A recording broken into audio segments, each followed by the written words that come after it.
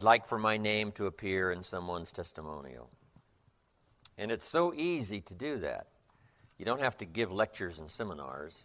If you just recommend a book, that changed your financial future, recommend a book that helped you set goals, recommend a book that turns your life around, recommend a book that created better health, and you just pass that along to someone at a Tuesday breakfast, right? And someone later says, that book you recommended, I'm telling you, that started me reading, and then I read another one, and here's what's happened to me.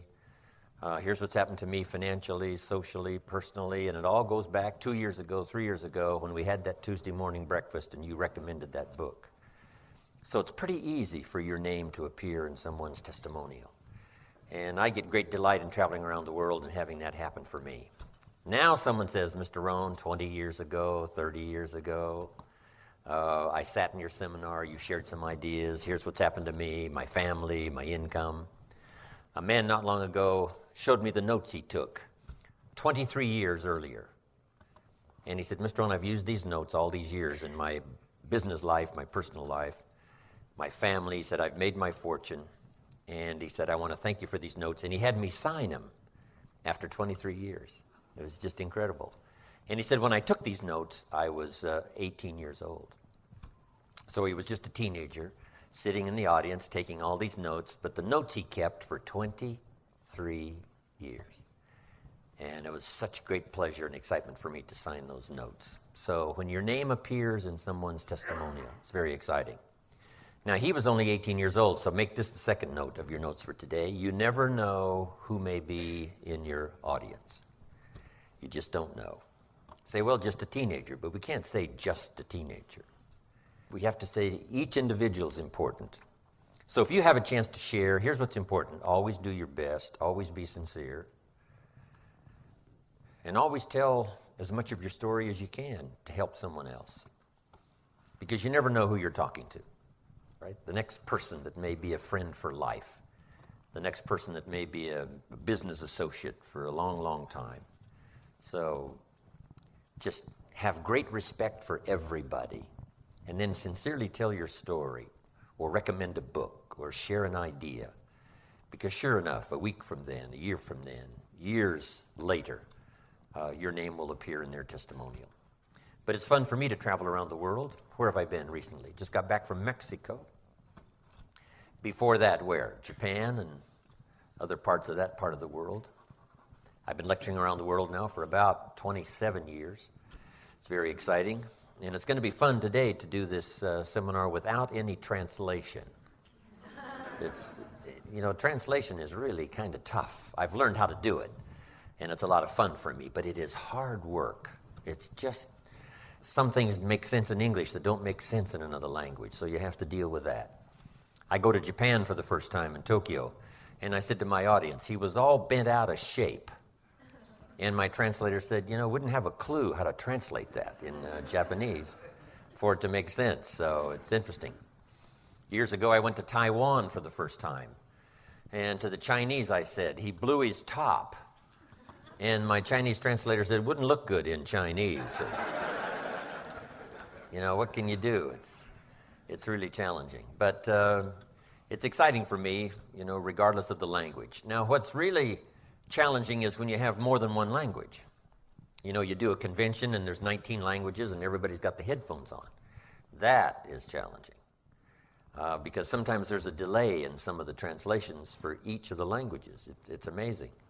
You hit the punchline, the Spanish get it first, and then the French get it, and then the Italians get it. Finally the Germans get it. No, some languages take a little longer to translate, so, it seems like they're a little slow catching on, but not true. It's really just the translation. And then I've got this one translator who's been with me for years and years from Mexico, and he's gotten so good now. When you have one language, you have what we call consecutive translation instead of simultaneous. So you say a couple of sentences and the translator translates. Say a couple of sentences, translator translates. Well, he was with me the last time in Spain, and I would say a couple of sentences, and he would go on and on and on and on. And I said, hold it, you're doing your own seminar here, leaving me out. But anyway, it's exciting. But today, I'm not burdened with translation, so it's just going to be very exciting for me. And I'm just delighted about this chance to come by for a couple of days. Here's what's exciting for me, to spend 2 whole days so that we've got some time. You know, when I give a convention speech, 1 hour, it isn't much time. And then I have a 1-day seminar, 3-4 hours. That seems to be so short. So this is really my favorite way to lecture and deliver my messages, in the 2-day, where we've got plenty of time to take good notes, plenty of time to ask some questions at the break, talk things over this evening with some friends maybe that you've come with, come back tomorrow, we'll gain some more momentum, and it's just going to be very exciting. So, time is running out, right, for the 20th century. I'd like to have you make these notes. Number 1, how to be prepared for the 21st century. A lot of the things I'm going to cover these 2 days is going to have that woven into it, being ready for the next century. But here's just a couple of thoughts up front. Number 1, I would suggest you have multiple skills. Learn more than one skill to be prepared for the next century. We've watched people, right, with only one skill the last 15 years. The company got downsized, their division got chopped, right? The guy lost his job, and he's now vulnerable because he only had one skill. So this would be a bit of wise advice. You know, take some extra classes and get prepared for the next century by being multi-talented and having more than one skill. I started developing multiple skills at age 25. They made me a millionaire by age 31, 6 years later. Part of it was investments and part of it was good luck. But I really revolutionized my whole financial program by learning more than one skill.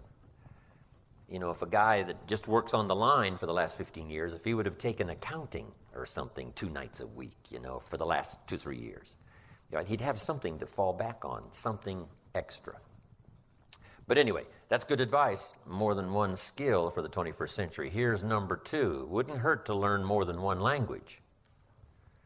Multiple languages now are pay off so big. Some of my business colleagues around the world that speak 3 or 4 languages, you know, they make $3 or $4 million a year instead of 300,000 or 400,000. Those extra languages serve them so well. It's incredible. One of my Israeli friends speaks 6 languages. Michael has command of 6 languages. Now he's learning number 7. It is so much fun to travel around the world with him because he can talk to everybody. I mean, you know, he orders all the food, and it doesn't matter what country you're in, and he talks to everybody and makes all the arrangements. It is such a luxury. It is such a powerful thing to have the command of all these extra languages. My father spoke German when I was growing up, but he never taught me. You know, I could have learned German easy, but they were trying to get away from the old world languages when I was growing up, right? My mother spoke French. She's English, but she spoke French. But she never taught me the French, and I could have learned 3 languages in the same time I learned one if it would have struck them that maybe these extra languages would be so valuable. But back then they said, you know, leave the old world behind, the old languages. This is America now. We all speak English. But what an advantage for me that would have been if I would have had those extra 2 languages.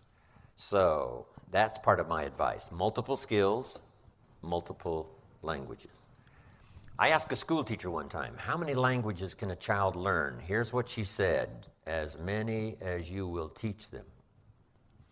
They don't lack the capacity. They don't lack the intelligence. They certainly don't lack the curiosity. All they lack is a teacher.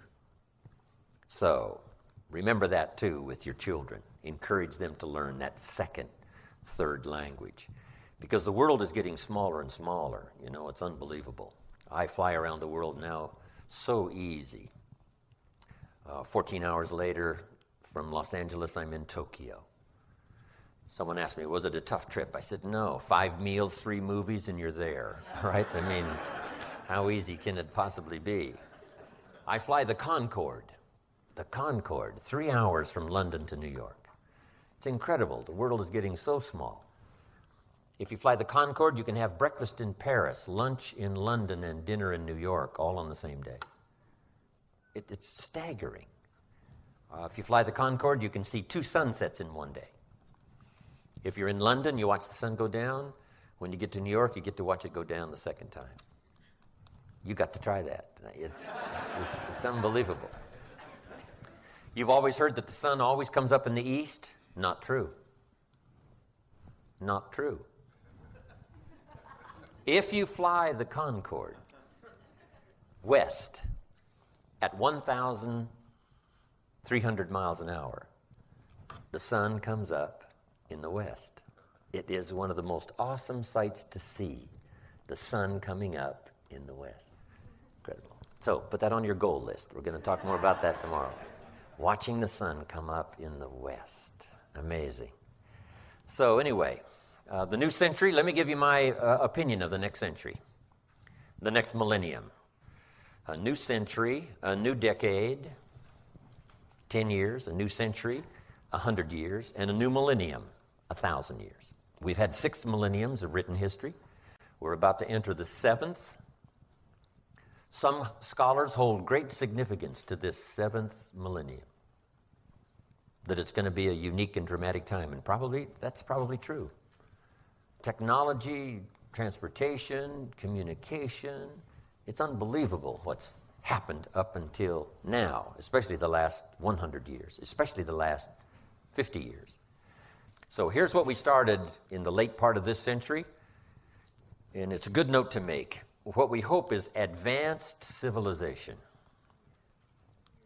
The beginning of civilization says, let us learn to restrain the dark side of our nature, which everybody has.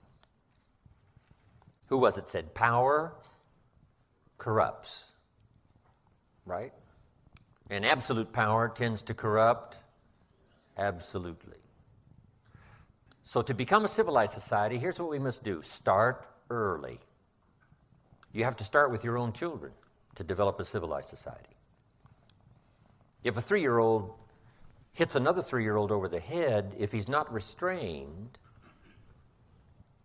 to become civilized, he will do it again. And if he's not further restrained, he may enjoy it. Now we have the beginning of a major uncivilized problem. So here's what civilization is: the restraint of power in its beginning form.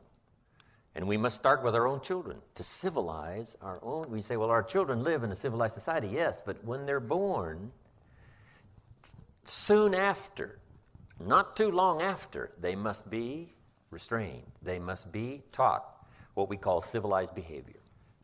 Now, that goes right on up the line.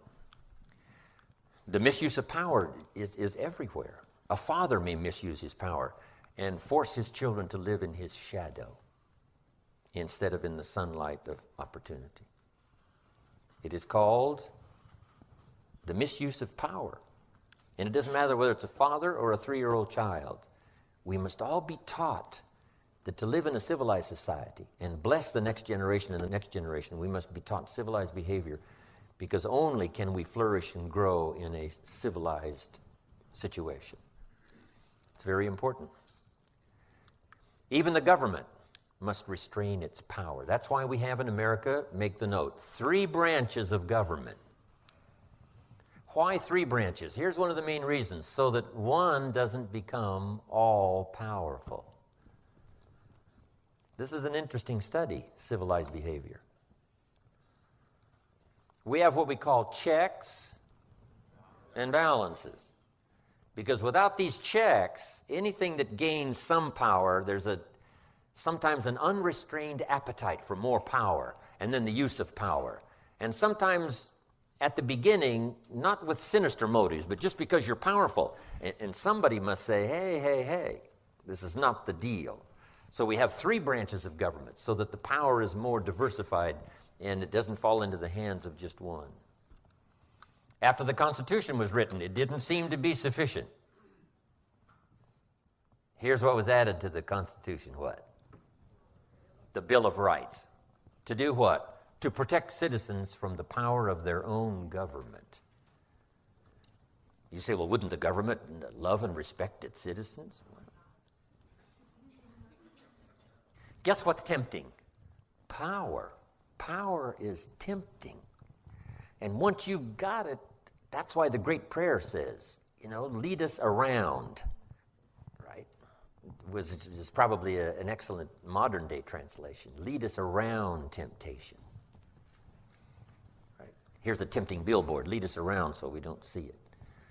Right? Lead us around temptation so that we escape it to the best of our ability. Because once you have power, it's tempting. So the Bill of Rights was to restrain the government in its use of power against its own citizens. We even have laws that protect the customer from the salesperson. Do you believe that? You say, well, wouldn't all salespeople love and respect their customers?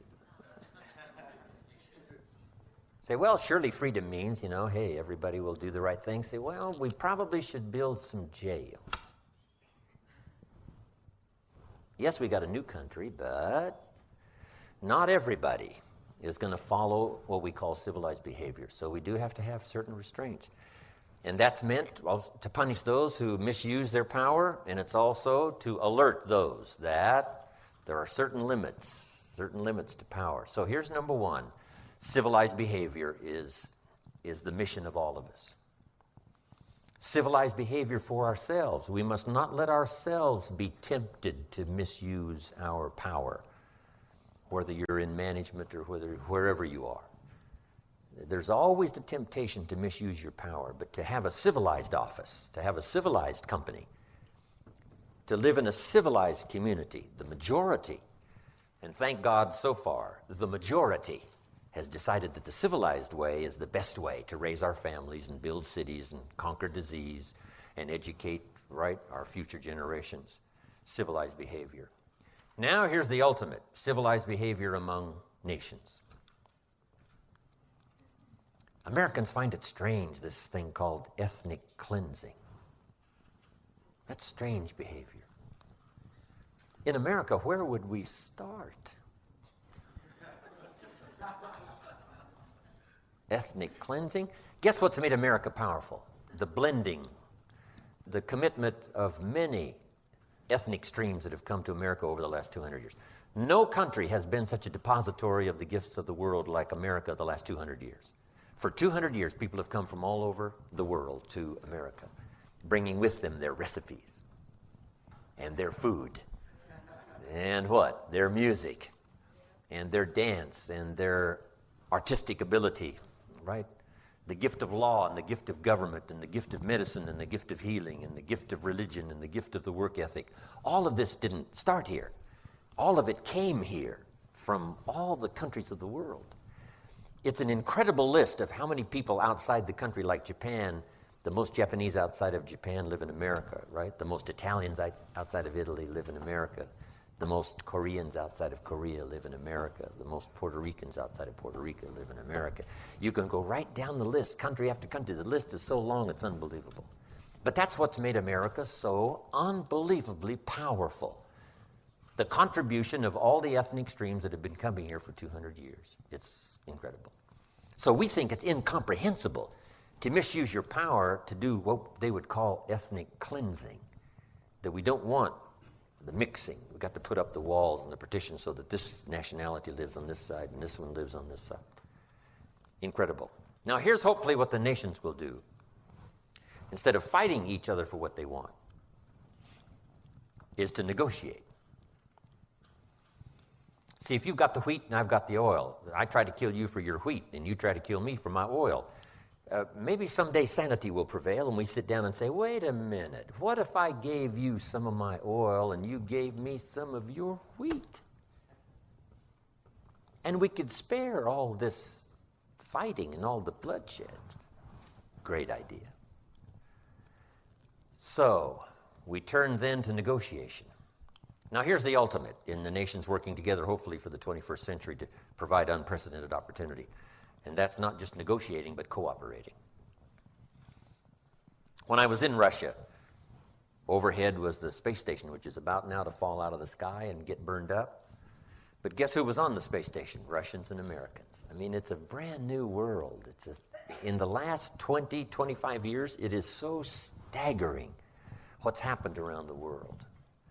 So make the note, unprecedented opportunity. If we hold it all together, if we help each other in learning that civilized behavior, whether it's nations or whether it's individuals or whether it's companies or whatever it is, that the hope for the future of the world in the 21st century is civilized behavior at every level, from our children to the neighborhood, to the city, to the state, to the country, and the nations of the world. So if that holds together, which it looks good, I think we've got the best chance ever. In the last 6,000 years, we've got the best chance, the early years of the 21st century, to build a unique society in America and make a unique contribution to the whole world. We all hope for that. We pray for it. Now, unprecedented opportunity. But here's the next part of the 21st century. Make this note. Keen competition. But what else is new? Once you open up opportunity, now we bring competition. But here's what competition does. Refines opportunity so that the flow of goods and services and ideas and things and values to the marketplace becomes absolutely unprecedented. And a big share of that comes from friendly competition. Friendly competition. But competition is what creates new goods and services. Competition creates new ways and means. Looking for a way to better serve the public, that kind of competition. So here's what you must be prepared for. Opportunity and competition. Here's what America now has a chance to play. The world game, right? The world game of economics. Making a contribution and getting out there and competing with our technology and our muscle and our brains and our intelligence and everything else we've got. We bring all of that to bear into the 21st century. And America's got a good chance to win a unique share of the world market with our ability to not only learn languages, not only learn skills and be ready for all of that, but to learn to compete fairly, but to compete. Get up early, stay up late, come up with a new idea, go, go, go.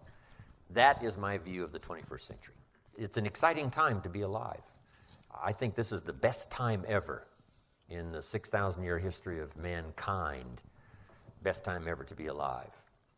You can do so many unique things now with your life. Okay.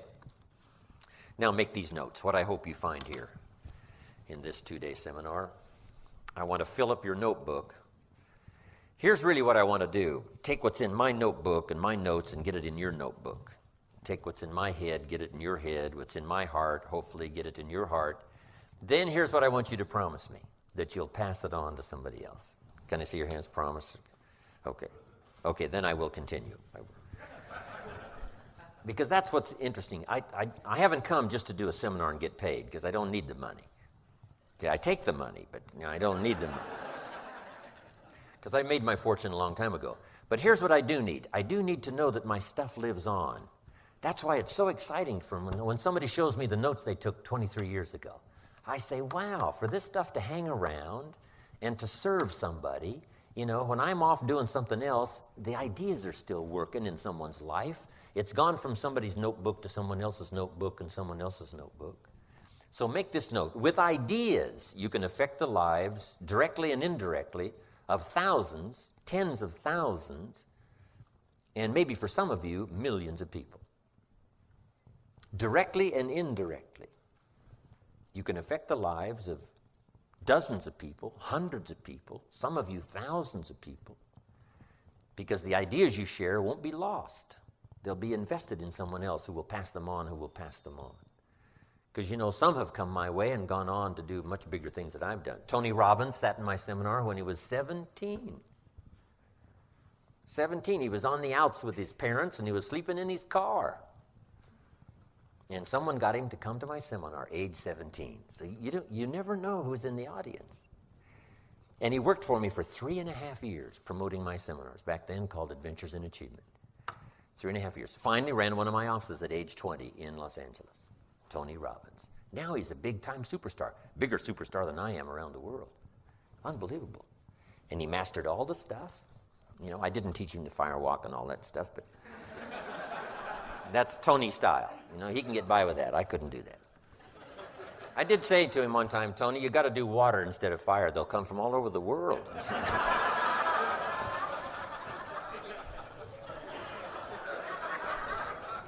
And knowing Tony, guess what? He'll probably try it. Kid's unbelievable. He's unbelievable. But around the world, now he's a bigger superstar than I am, multiplied by who knows how many times. But see, that's very exciting for me. Here's what it does, and you might make this note, because you can do it with your children, and we can do it physically through our children, grandchildren, and on down the line. A chance for immortality. Another chance for immortality. When your ideas live on, your influence lives on in someone else, and then the next generation and the next generation. It's also possible for the evil to pass generation after generation. The old prophet said what? Sometimes the sins of the father have been visited on the second and the third and the fourth generation. It takes the fourth generation to finally get rid of some things that was started back in the first generation. But also the positive influence can be visited on the second, third, fourth generation, no telling how far. I've written so far, about 5 books. I have a vision someday, 100 years from now, when I'm gone, somebody's up in an attic going through a box of old dusty books. And there's one of my books, Seasons of Life. They blow off the dust, say, wow, this is an interesting book. And it affects their life, and then maybe they use it as a textbook to teach other people 100 years from now, after I'm long gone. And do you know what this gives me? A chance for a little more immortality, to live on, right, in some unique manner long after I'm gone. Okay? This is why teaching is so incredible. And this is why the greatest art in the world, the art of parenting, is so important, so that your influence can live on. Not just in your children, but the people that your children influence. And not just their children, not just your children and your grandchildren, but the people they influence. Right? The people your sons and your daughters influence, the people your grandchildren influence.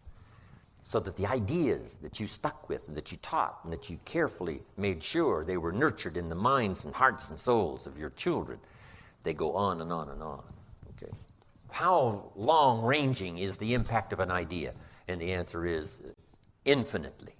It can go as far as you can imagine ideas, influence. Okay. So that's why I love to do seminars and have someone say, a year ago, Mr. Rohn, 5 years ago, 10 years ago. And I'm doing my best to improve and get better. I don't want the day to come when someone says, you should have heard Jim Rohn 10 years ago when he was really terrific. I don't want that to happen. I want someone to say, hey, I heard him 10 years ago, but you should hear him now, right? Taking off some of the sharp edges. He's, gotten a little better, reaching in the heart and soul. Okay, here's what I hope you'll find here. Number 1, sincerity. Above all else, sincerity. Because powerful things can happen when both the listener and the speaker are sincere. And I know you're sincere in being here, or you wouldn't have shelled out this kind of cash. So the pay gives some indication you're sincere. But here's more important than the pay, your time. It's one thing to ask you for your money, and it wasn't that much money, but here was the big request, to spend a couple of days. See, that's big time. Money's now small time because everybody's doing well, but here's what's big time, and that's time. So make the note, time is more valuable than money. You can get more money, but you can't get more time. When you spend a day, you've got one less day to spend. To ask me to come and spend 2 days at this time in my life, see, that's big time. It's big time. Thank you. Because how many weekends have I got left? Not an unlimited supply. And when you get, it finally dawned on me the other day that I was now working on the second half of my life. That's an interesting revelation. I'm working on the second half. So that you begin to realize just a weekend is very valuable because you don't have an unlimited supply. Sometimes we get faked out just by the language. Somebody says, well, I got 20 more years. Jot this down. You've got 20 more times. When you say years, it's a little bit of a fake out. If you go fishing once a year, you've only got 20 more times to go fishing. 20 more times to go fishing if you go once a year. So sometimes you get, 20 more years. No, 20 more times. 20 more times. To make each time what? Very valuable if there's a limited supply. A limited supply. So with my limited supply, these days are very valuable for me. I could be spending this time with my children, my grandchildren, and, doing something else rather than spending it with you. But this is part of my life. My family knows that this is such an important part of my life that they loan me, actually, for a couple of days. But guess what they're going to ask me when this 2-day seminar is finished? Papa, was it worth it to take 2 whole days and go spend those 2 days with someone else besides us? And I've got to give them a good report. So take notes like crazy, even if you have to fake it, right? So I can tell my kids, no, everybody lean forward, no telling how many stories are going to come rolling out of the 2-day seminar, because my family gets excited about the stories, that of people affected by what I do, because they enjoy that part of my life as well. But anyway, sincerity. Here's a good point to make, though. Jot this note down. This is important. Sincerity is not a test of truth. I hope you will find me sincere. But sincerity is not a test of truth. We must not make this mistake in saying, he must be right, he's so sincere. See, that would be a mistake. Here's why. It's possible to be sincerely wrong. Sincerity is not a test of truth. Make the note, the only test of truth is truth, not sincerity. But hopefully these 2 days you'll find me both truthful and sincere. Truthful to the best of my ability. Here's as close as we can get to the truth as we see it. That's about as close as we can get. You say, well, this is absolutely true. No, it's what you think is absolutely true. It's your perception of what might be absolutely true. It's just difficult for any one person to get to the absolute truth. But we all have an idea. We all have a perception. So I'm going to try to be as truthful as I possibly can with you today in my perception of what I think is good, what I think is a good idea, what I think is a unique idea, what I think is a workable idea. I'm going to get as close to being totally sincere in believing that I've got something valuable and good. But now, here's the ultimate. Each must judge for themselves as to the absolute truth or the truth as it may apply to you and become workable in your experiences. Because that's what we're all after, something that'll become workable in our financial experiences, in our sales experiences, in our management experiences, in our parenting experiences, in our daily living experiences. We want things that become useful and practical and that lead us from one step to the next step, that opens a door that may open a wide vista of opportunity we haven't discovered before. That's what we're all looking for. Sometimes we're looking for that 4th number, right? The lock has got 4 numbers, and you've already got 3 probably before you got here. And maybe, just maybe, this seminar will give you that 4th number. And the tumbler then falls in place, and the lock comes open. But you got to have all 4 numbers.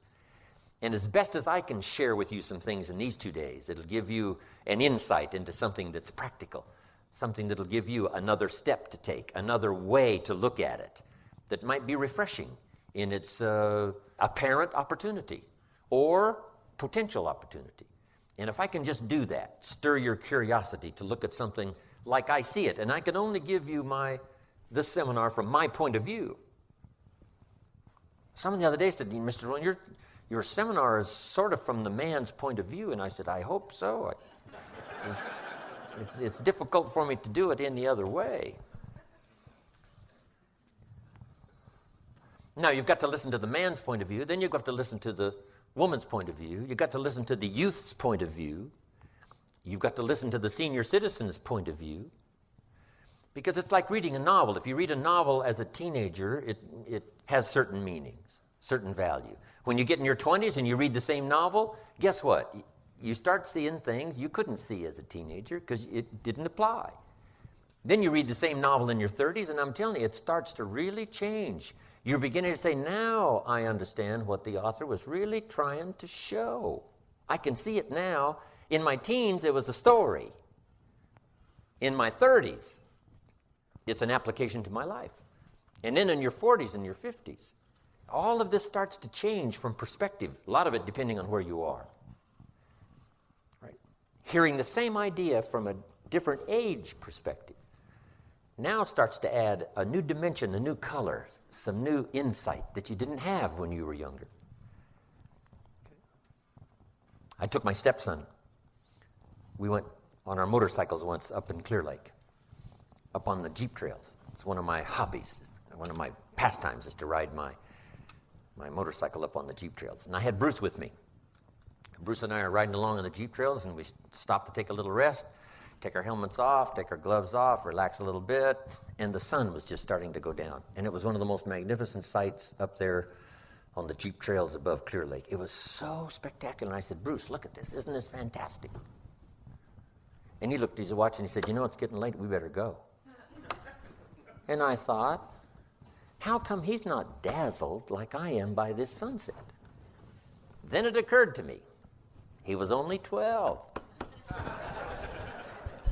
And guess how many colors you've got on your palette to paint these pictures in the unique recesses of your mind? Just a few when you're 12. You haven't got all the different shades to paint these unique pictures in your consciousness to see something, right? You're limited in colors at age 12.